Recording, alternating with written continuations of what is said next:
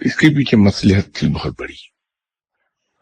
وہ سب پیغمبر تھے اور انہیں اپنی اپنی امت کو، جس امت میں وہ اتارے گئے تھے، جس قوم میں اتارے گئے تھے، اپنی امت کو لیڈ کرنا تھا اور جاتے ہوئے اپنی امت کے درمیان اپنی لائی ہوئی کتاب اور اپنی حیات نمونے کے طور پر چھوڑ جانا تھی.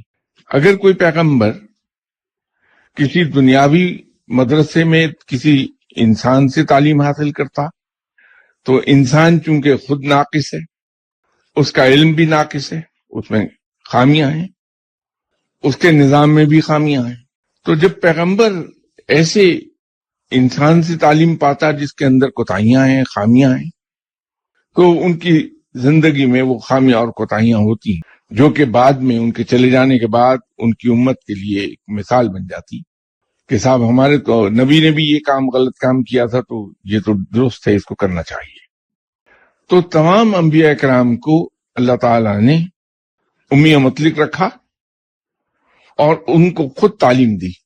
تو رب چونکہ خود کامل ہے، اس کا دیا ہوا سبق، اس کی دی ہوئی تعلیم بھی فلالیس.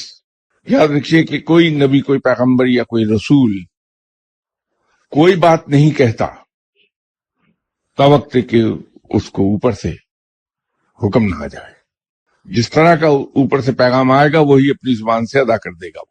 اس لیے پیغمبر اور رسول صلی اللہ علیہ وسلم آپ کی کہیں بھی کوئی بات غلط نہیں ہے.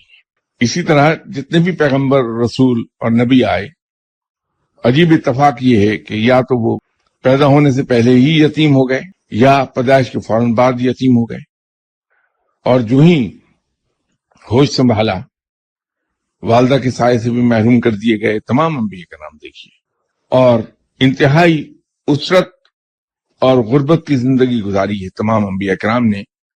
اور جو یتیم نہیں ہوئے ان کو فورسڈ یتیمی میں سے گزار دیا، جیسے حضرت یوسف علیہ السلام. تو سبھی انبیاء کرام نے اس کی پیچھے وجہ ہے، دو طرح کی وجہ.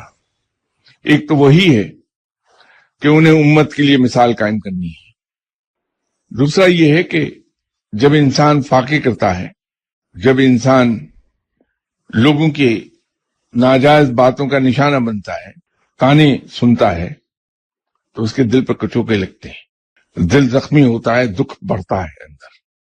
چونکہ ہے یتیم، کوئی سہارا دینے والا نہیں ہے سوائے رب کے.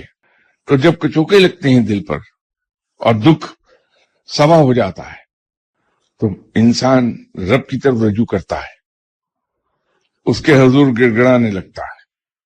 تو جب اس درد کے ساتھ رب کی طرف رجوع کرے گا تو اس میں اخلاص ہوگا، اور وہی اخلاص رب کے بہت قریب لے جائے گا.